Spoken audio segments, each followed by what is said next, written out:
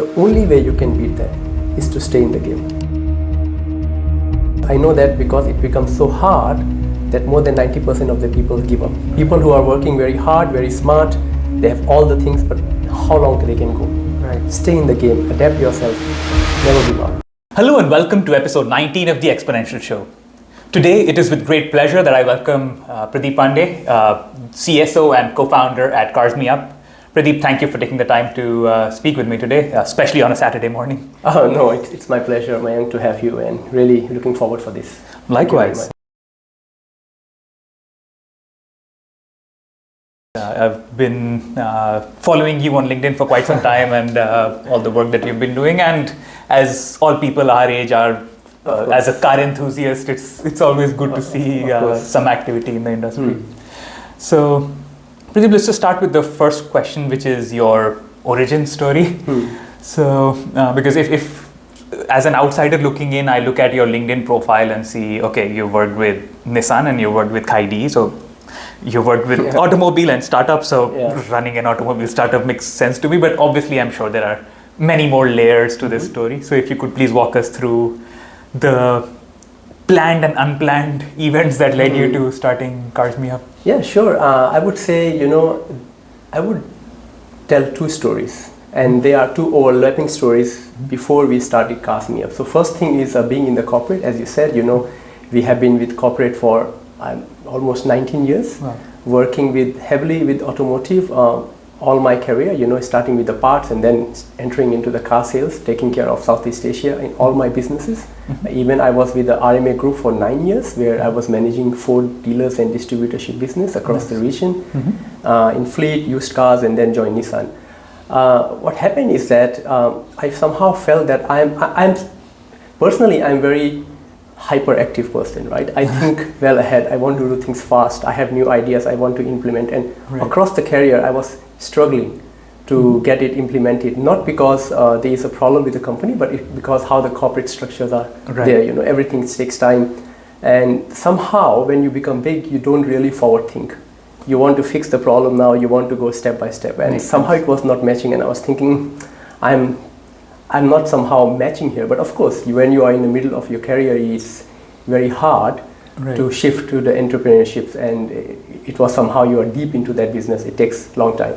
What happened basically is, I think during COVID things changed, where Nissan restructured. I was sent to Nissan Thailand, which was a one country business, which I never did. Normally I always did a regional business. I see. So it was once that I need to look at only limited scope, and I was thinking, okay, it's time to change. Right. And then fortunately I had a requirement in Kaidi. Kaidi was looking for a country head for their auto business. Right. And it was something interesting because I wanted to be attached to some tech business, because before that in corporate it was zero tech, I would say, very low tech. And I said it's a good opportunity for us to learn. And then I jumped there. And what happened is when I went to Kaidi, I see a totally different world.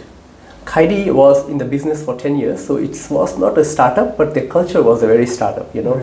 Average age of people were 28, 29 years, very young. My boss, Hussein, who was in early 30s, I was in late 30s, so he was my boss, young guy, super smart guy. And the way they look at digitals, the way they look at how the traffic works and the tech world works, and I realized, oh my God, this is me. Where decisions were taking on the table within minutes. And then I realized the problem was not the corporate, the problem was me. Where I was not matching based on my, my attitude and the way I look at forwards. I was a very data-driven guy. I like reading at data and trying to understand how we can monetize those data. And Kaidi opened that eye. Right. So that's one story. Now going back to a second story is me and my partner Francisco, who is a co-founder. He's been in Thailand for 13 years. Right. We have been trying to think how we can, we see a lot of touch points in the automotive business. You are a car buyer. Right. And then you need to service the car, you need to buy insurance, you need to fix things, and there were several touch points. So we thought there is a pain point in terms of consumer, not really a big pain point, but we think that if we improve their current ownership journey, we might try to monetize it. And the other side, in terms of the car sellers and the insurance providers and service providers, they really have to work hard to get their user and then retain the user. So I think there was a pain point for them too. So we want to create a platform where everyone can come into one platform which solves the problem of user, where they can conveniently get what they want. And at the same time, we want to solve the problem of suppliers or car sellers, where they don't have to spend a lot of money to acquire and retain the customers. Right. So somehow we want to bring that marketplace into one place. And that's how the idea was, we thought. Right. It didn't realize into actual, because we were not into tech. But when I was in Kaidi, and I say that we were having, so Kaidi was a third biggest marketplace in terms of traffic. Wow. After Shopee, Lazada, of course the gap was big. Right. But so we at peak we used to have 15 million visits per month. And what I realized is we were not monetizing those users. I see. The only way we were monetizing was by Classify, posting a car. Okay. And I thought, but this user would be using other services. Right. So if we do the same thing, why not we use that user multiple times and monetize and make their life easy? Right. And that idea somehow with our earlier 2 years idea clicked when I was in Kaidi, and I said, okay, this something can happen. And that gave birth to CarsmeUp. Wow. So, yeah, so A long story, but two overlapping stories. No, but it's interesting to see that Venn diagram, and then in the middle there's the birth of CarsmeUp. And you touched upon this a little bit in your previous answer, but maybe diving a bit deeper. And I'll share a personal experience. So, Sure. when I moved to Thailand 10 odd years ago, I bought a used car from a random tent on Ramatu, and I sold it to CarsmeUp of 4 years after that, and then my brother also bought a car from a tent and then sold it back to the same tent. So I've had a very limited experience of buying and selling used cars in Thailand, but in that experience I saw that it was not too complicated. Even as somebody who's not very fluent in Thai, we could still navigate our way around that. Right. And at the same time, I got experience dealing with a very Thai tent versus CarsmeUp, which was more tech forward. Not very good English speaking, but at least the process in itself was not very complicated. Right. So my question to you is, in that whole spectrum of tents versus digital providers, where does CarsmeUp sit, and where is your positioning, and what is the core problem that you're trying to solve for somebody like me? So it's a very good question, and I think when we were pitching to investors, they were asking the same question. So basically, I would say Thailand as a market is quite mature in terms of used cars. So it's well structured. The dealers are high quality dealers. They have a good car. So of course they are good and bad cars dealers, but I think overall the Thailand market itself is a mature market. You can get a decent car.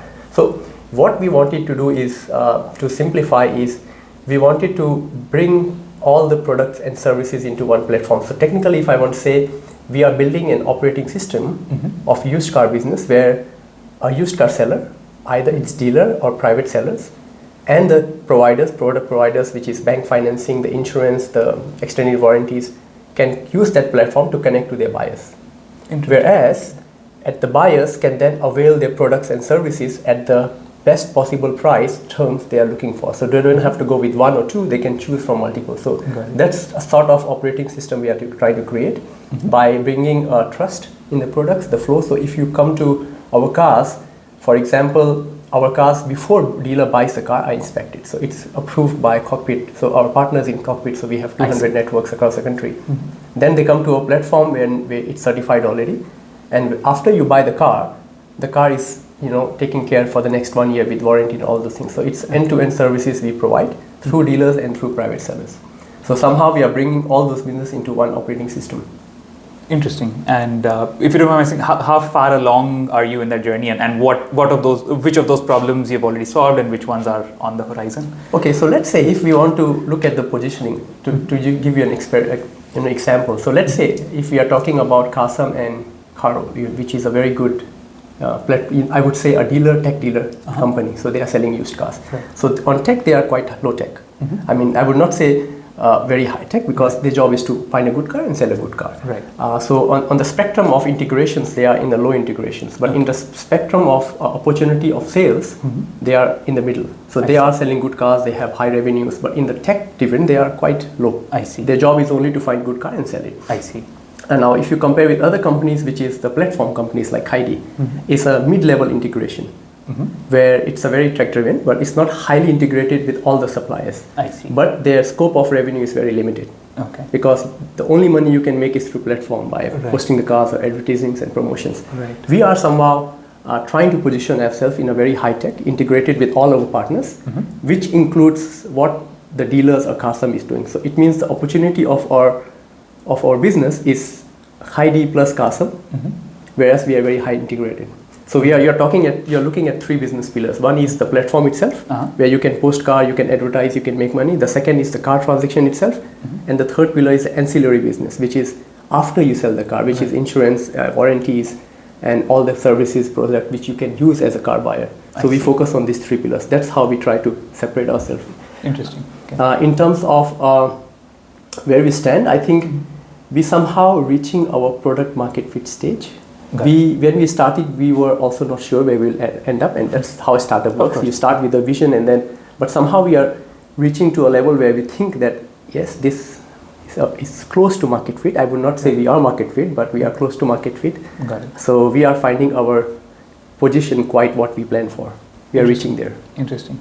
And in terms of just touching upon an area of my expertise is just marketing is, so I see a lot of the positioning around targeting expat buyers first because like me when I first moved here, they don't really know a lay of the land and they need somebody to guide them through the process. So is that something that is intentional from your end? Yeah, it's a good. It was not intentional, to be honest, because we were not trying to enter into car business directly. We wanted to focus on an operating system which helps the suppliers. Right. But somehow, because I'm a Thai, but I look like an expat, my partner is an expat, and what happens is that few customers start coming to us that, hey, can you help us because we are struggling to trust someone. And we did 1 and 2s and 3s, and what happens, word of mouth spread. So now we are doing a decent amount of business, which we didn't plan for. I see. So in terms of revenue, we are making more revenue from that business than from a tech business so far. But that gap will overlap, I'm sure. But I think it's a good problem to have because it then fuels your tech ambitions. Right? Correct. So that helps us with the revenue for us to take time to build our tech business. And that sounds like a sound approach to me. Correct. Now, switching gears, pun intended, to just the automobile industry in general, right? And especially pertaining to used cars. So again, as purely an enthusiast, I see that the car industry is being disrupted for the first time. Oh yeah. At least in my lifetime, right? Or at least my car buying lifetime. So when I bought my car 8-9 years ago, it was an easy choice. I needed a mid-size family car, so you go with a Japanese car. It'll run you a few years, and then it will still hold its value when you sell it. When I was buying my next new car, same decision: buy a Japanese car. If you're looking for a family car that it's not very high end, but it's trustworthy, so it was a very easy decision to make, just like 4 years ago. Right. But now, if I go to the market to buy a new car, it's such a change of landscape. For the same price of a Honda City hybrid, I can get something that performs like a sports car essentially. And but at the other end of the spectrum, if I ask people who have owned electric cars, they have apprehension about its resale value and how it depreciates and things like that. So I'd love to know your opinion as somebody who's ingrained in this market from just overall industry perspective, but more importantly from a resale perspective of where you see the electric car barrage going from here.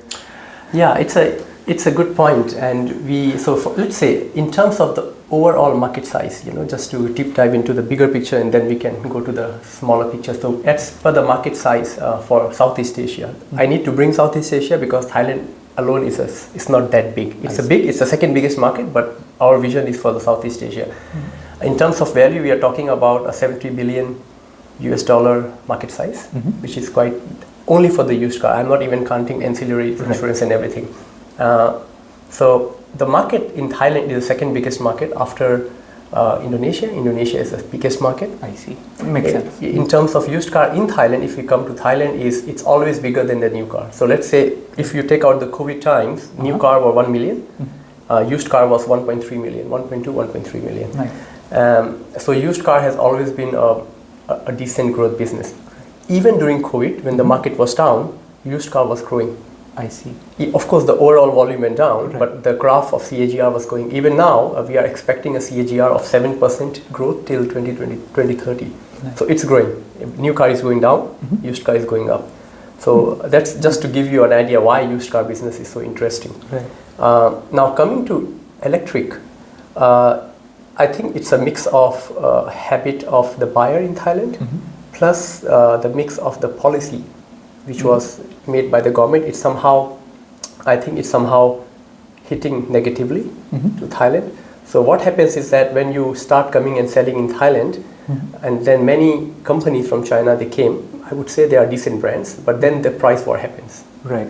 And people start discounting huge amount of money. So the used car price of electric is really, I would say, broken. So just to give an example, a Japanese car in 3 years' time will still retain 65% of the value.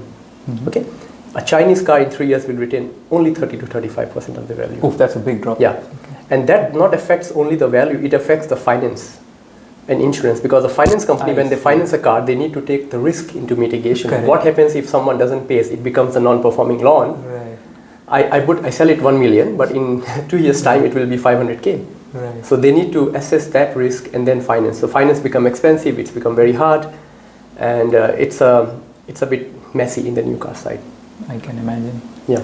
But do you see that changing in the near future? Do you see any trends that I don't see in terms of that changing? Because purely from a driving perspective, it sounds like a good buy, but when you look at the economics of it, then suddenly you think twice before buying an electric car.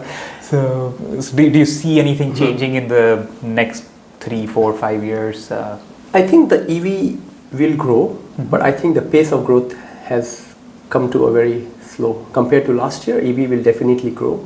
But I think more people are moving towards hybrid because it's something in between. They think that there is a fuel economy benefit, resale value is not an issue. Most of the hybrids are made by Japanese, which is a trustable brand. That's what the perception of people is. So I think people are shifting more towards hybrid more and more than the ICE engines, internal combustion engines.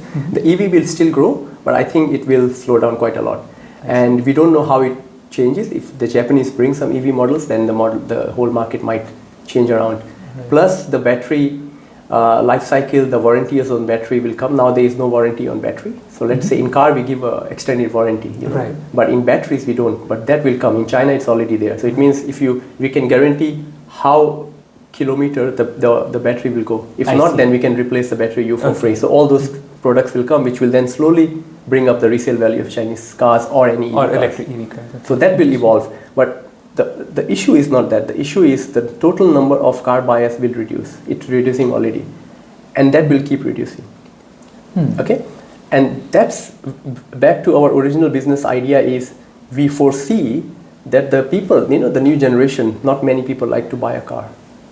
They use the right until unless you want to drive out. Until unless you like. I mean, not everyone, but the trend is. I'm sure. Why should I own a car?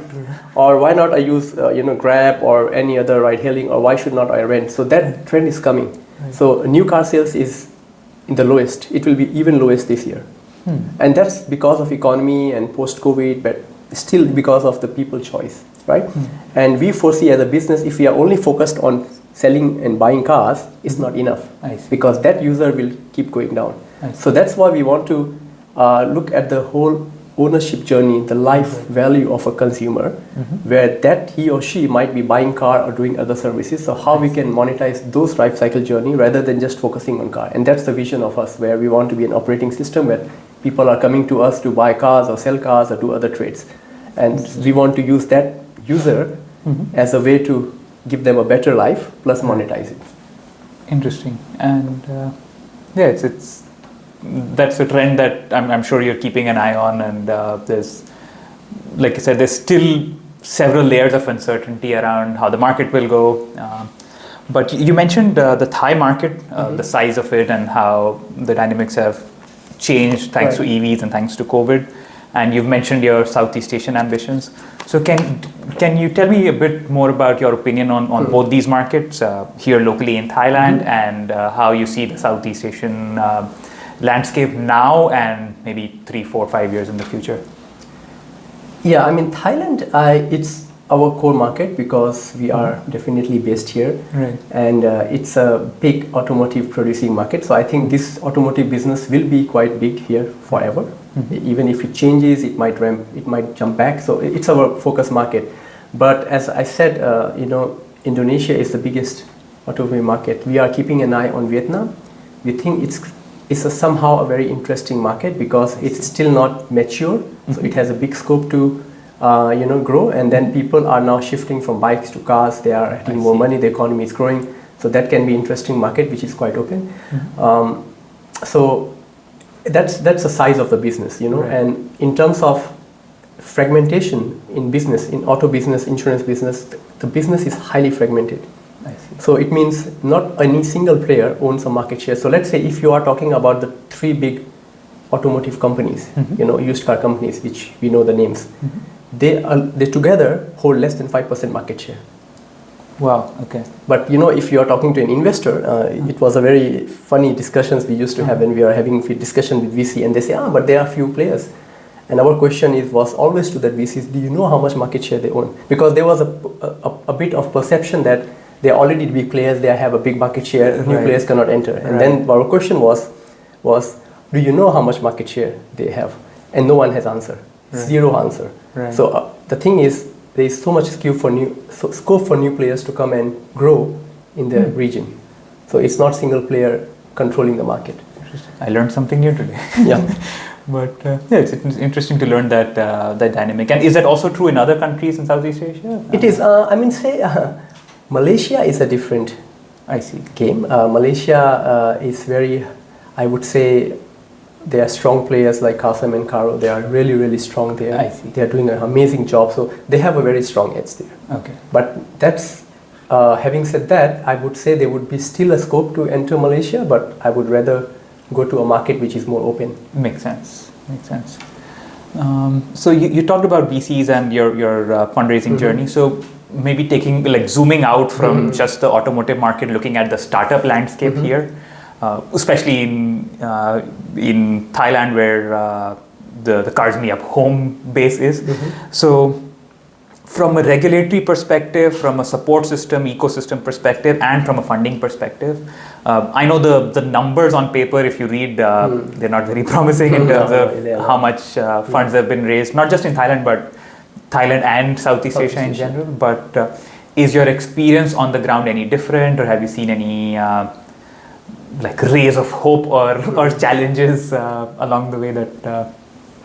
So when we started with a very big dream, right? And then it's funny, we start talking to investors and VCs. We spent a decent amount of time initially, which then we learned and we changed on investments, trying to get money and tractions.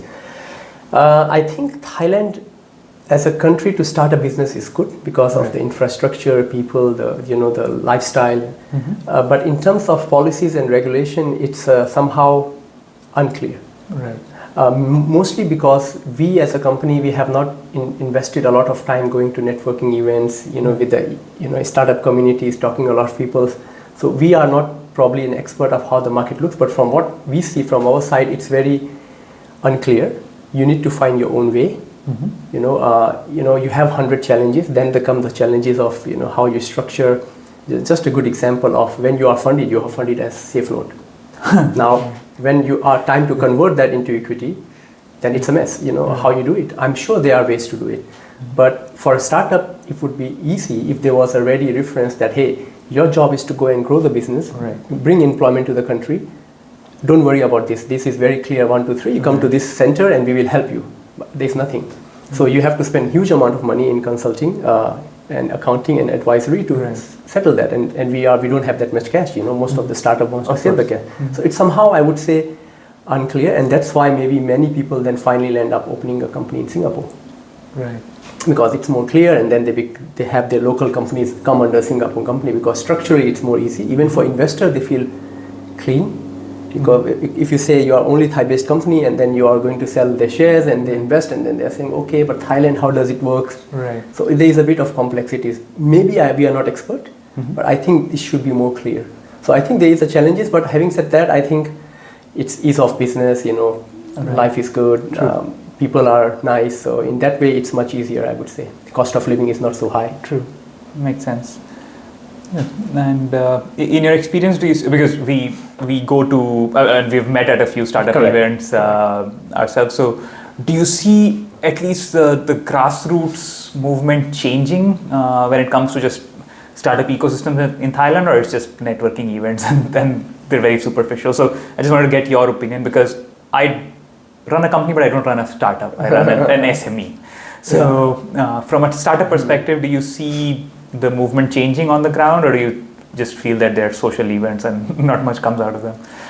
I might not 100% answer that because I'm not involved, but from what I see is that there is a potential. I mean, there are big companies which started from Thailand. Right. They are good startups, and we want to be one of the example in future, hopefully. But I think the problem is, which I see, is that many of the investors don't really see Thailand as an interesting market. Right. Thai company is an interesting market, and that came from one of my discussion with one of the very decent sized VC, where they say they worry one thing is that every company which grows somehow is linked to a big group in Thailand. That is or the banks have their own VCs, and the big companies have their own VCs, and somehow it merges, and then it's very hard to exit because they want to take the whole company. True. So that's how, if I see from outside, I'm seeing that that's happening everywhere. Right. And it then starts restricting, because as soon as a huge company becomes a part, you are not a startup anymore, and the way you evolve slows down. So I think I see that as a non-interesting part from the investor perspective, whereas they want to see at the company in Singapore or anywhere where they see it's quite open, It's not one group coming and holding the whole share of the company. So I think that's a way which somehow doesn't make the investor interesting in Thailand market. But in terms of Thailand, is there. I wish that we have a more clear policy or vision from the government. Hey, the startup guys, your job is to grow it. Come to us, we will help you. We don't need money. Startups, not every startups need money. Okay. We want a clear policy where the least amount of time we spend on accountings and taxing and the flows and registrations and all those things, Right. So that somehow is missing, and I think that makes it less attractive. Not related to any talent. Right. There is a talent pool. There are very good ideas. Heidi was created from that idea, I would say. It's an amazing company. It's just unclear from the government side in terms of policy. Should be, maybe there is, but it's not promoted well. Yeah, I'm sure I've experienced some part of it, but I'm sure when you're running a startup and dealing with fundraising and things of that nature, it becomes even more complicated. Of course, yes. Now, just talking about the positives and negatives of your journey, right? So when you run a business, it's not just career challenges, but it also brings along a series of personal challenges. We were just talking about our kids off camera. So can you share maybe a couple of challenges you face along the way and what they've taught you as a person, as an entrepreneur, if you don't mind me asking? Yeah, it's so I would say challenges are two-faced, right? One is your personal challenges, and then one is your business challenges. Okay, so there are two stories every time for every, I would say, every entrepreneur. The first was the personal is, of course, you stop getting paid. There's a point I always tell people is that your company finance and your personal finance are two different things. Right. When you start a company, you need to feed that company. Right. You need to grow that company. It's like a small kid, and then your employees come first, then so you are not paid. Right. It's like a bootstrap, and you need to adapt to your lifestyle, your families, your wife, your kids. Everyone has to understand that it's not an easy journey. And luckily, my partner, my wife, and my family have been hugely supportive on that. But things, you have to adapt. You have to adapt where you eat, Right. where you live, the schoolings we are changing. We have to, because we have two kids. We cannot send them to a decent, expensive school. We need to change to reduce our cost. So all those things comes, and it's a very challenging, right? But yeah, I think that's a phase everyone has to face. So that's on the personal side, and things like sometimes you think, oh, shall I go and find a part-time job or do something, because at the end your job is to feed your family. Of course. It's not the image. On the business side, I think it's same as any businessman, the normal struggles. But I think what I learned, the biggest lesson is, and I was talking to my partner. Right. It's a bit of long story. No, please. Is that I was punched 3 times when I started CarsmeUp. The first punch was because I was in a very decent position in Nissan and all the big companies in automotive industry. I would say people somehow recognize me. Right. And I thought that when I start a business, I would already start from this level. Right. Because I have that, The backing, pedigree of... all those things. The thing is, as soon as you take out the position out from your name, Right. you are no one. Right. You are still someone, but Right. that benefit is not there. Right. You are what your position is. Right. Maybe it's because I was not networking a lot. So that dream fell down. He says, no, you are just Pradeep. Right. And CarsmeUp and your partner is nothing has to do with Nissan position or something, right? So Right. that was a bit of, I would say, punch, a learning lesson. Second thing is, we always think that we are hard workers. Right. We can work 17 hours, 20 hours. We are smart, we think, we challenge our ideas, we think about new ideas. And we think, okay, with that determination, we are ahead of many people anyway because we are working hard, but that's wrong. There are so many people who are there to work harder than you, smarter than you. So you'll think, oh my God, it's like, the new kids, the generations, they are smarter. And so that also doesn't stay. And that's another punch. And the third one is, we know that when we launch our product, there are people in the business who are using those products. They might adapt our products, or at least they will be open to adapt the product. Right. And what we found is that when they're seeing that someone is coming with already the products they're using in a different way, they somehow close. Right. They say, okay, no, you stay away. And so it's a good example is we were launching one product and I was meeting one of the guy who is a very respected guy in the industry. And I was saying, hey, our business is already growing. We are many customers are accepting that. Now we want to go into the next level. We need your blessing. Don't buy from us, no money, blessing. Just tell us how we can grow. Right. And this guy didn't say anything, just smiled. The next day, our competitor launched the same product across the country. Oof. Exactly same product. And we were saying, oh, okay. So that's another punch, right? So, but what we learned from this, and I was talking to my partner Francisco, is the only way you can beat that is to stay in the game. Right. Because I know that because it becomes so hard that more than 90% of the people give up. People who are working very hard, very smart, they have all the things, but how long they can go? Right. Stay in the game, adapt yourself, never give up. And that's how we still in the game.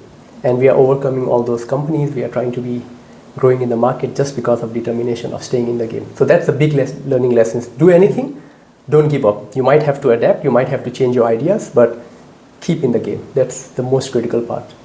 That's a great message, and just following up on that message of staying in the game. I'm sure you've detailed a few challenges that you came across, but I'm sure there's motivation for you to stay in the game, right? So what positive message do you have from your journey of some important wins that you've had, or something within your company or outside your company that gives you hope to continue staying in the game?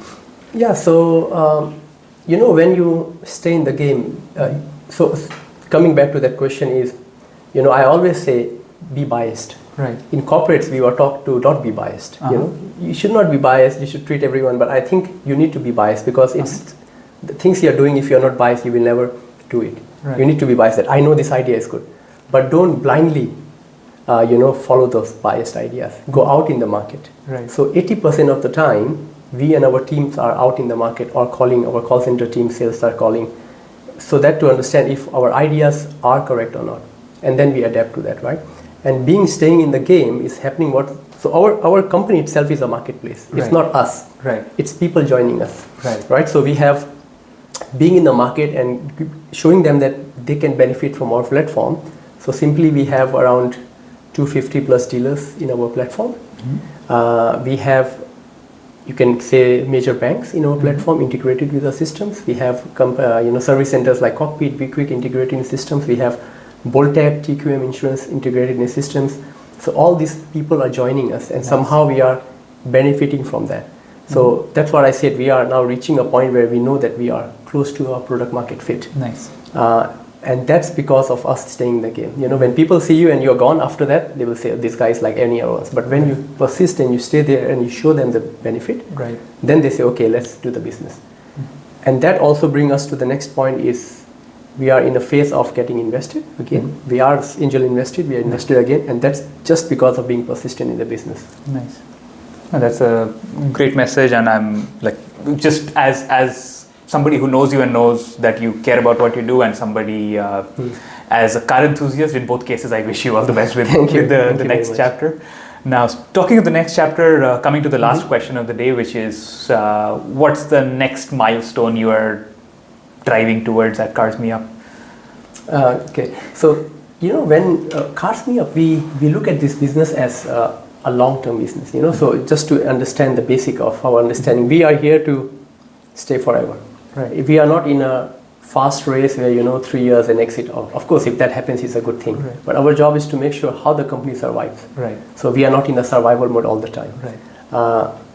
No matter how long it takes. So I remember we were having this chat with one of our early founders, and he was saying that, Pradeep, you get more money, funding because you need to survive. I said, don't worry. No matter what happens, the company will survive. But he was worried. He said, but you have kids, you have family. Right. I said, that's a different thing. The company will stay. Right. So for us, the next thing is to be profitable. We are profitable. Some months we are a bit low, but for average we are profitable. Now, because we are close to market fit, we want to grow the market. Nice. It means in terms of revenue, we want to grow 10 times, 15 times, which is possible. We are on the verge of funded. Grow to a new market. We want to enter one market in Southeast Asia as a very minimum structure. Right. And then if that proves good, we might expand to other markets. So and reach and grow profitably. Not based off growing big, but make sure that we are profit month to month. That's our key. Makes sense. Especially in this environment, I think just having that mindset of not just growing at all costs, but growing in a profitable, sensible manner, if I can use that term, it makes a lot of sense. So that brings us to the end of our conversation, Pradeep. It was a pleasure, and I appreciate you sharing your insights, your personal experiences, and it was a really fun conversation. Same here, man. Nice having you and great chat. Yeah, absolutely. And we'll continue this off camera. Off the camera, yes. Perfect. Take care. Thank you very much. Thank you. Thanks to everybody who tuned in. If you liked it, make sure to subscribe, and I'll see you in the next episode.